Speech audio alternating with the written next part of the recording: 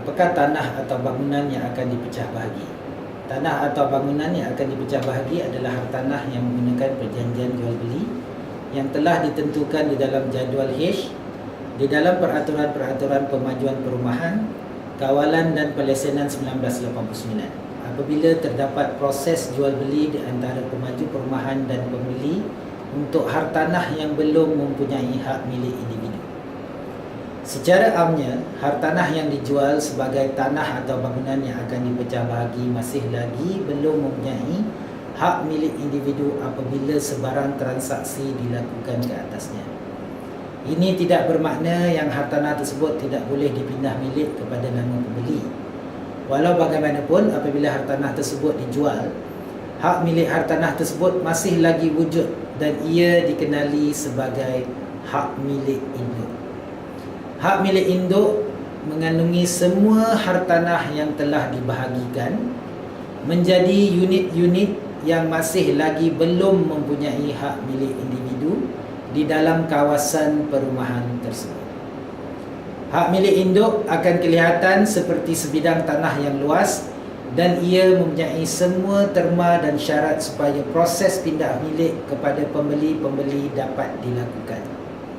Sekiranya ia adalah bangunan yang akan dijadikan kondominium atau rumah pangsa, apa yang pembeli dapat lihat semasa proses jual beli berlaku hanyalah tempat di mana hartanah yang dibeli untuk pembeli tersebut akan wujud kelak.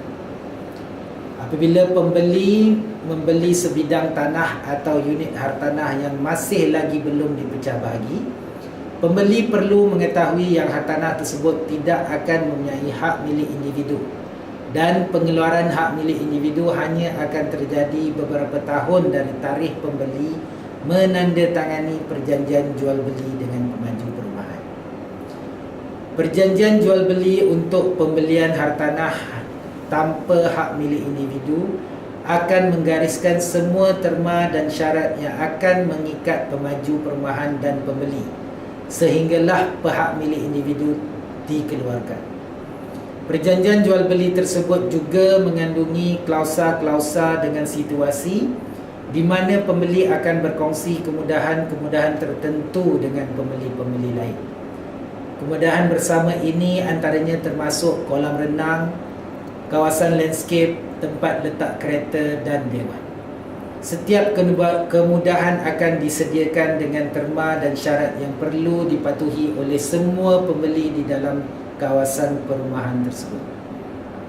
Sejajar dengan arus perubahan dunia, pelbagai jenis hartanah baru dijual menggunakan jadual H di dalam peraturan-peraturan pemajuan perumahan, kawalan dan perlesenan 1989 yang merangkumi rumah kediaman di atas tanah yang kelihatan seperti hartanah bertanah tetapi mempunyai kemudahan yang dikongsi bersama di dalam kawasan perumahan tersebut.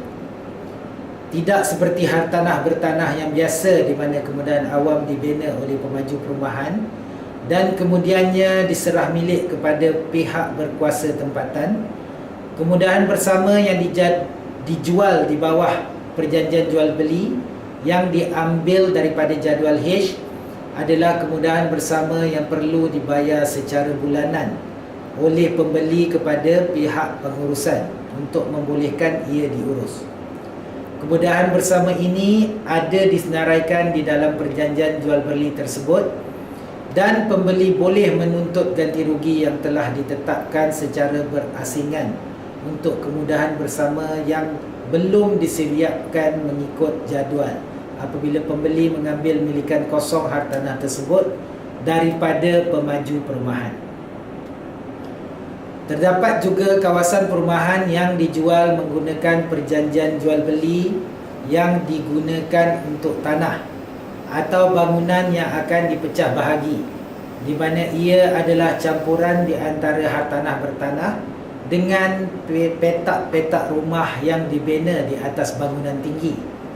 Kawasan perumahan yang mengandungi komposisi campuran sebegini akan dianggap sebagai sebuah kawasan perumahan yang sama dan peraturan-peraturan yang mentadbir pembeli-pembeli yang tinggal di dalam unit-unit di dalam kawasan perumahan tersebut akan terkandung di dalam dokumen yang dikenali sebagai wa'ad ikatan bersalingan. Apabila hak milik individu untuk bangunan-bangunan yang akan dipecah bahagi dikeluarkan, setiap hak milik individu tersebut akan dikenali sebagai hak milik strata dan tertakluk kepada Akta Hak Milik Strata 1974. Hak milik strata ini berbeza dengan hartanah yang mempunyai hak milik individu lain, kerana hartanah yang dimajukan di bawah hak milik strata akan mempunyai harta bersama yang menghubungkan mereka antara satu sama lain dengan perbadanan pengurusan yang menguruskan kawasan perumahan tersebut.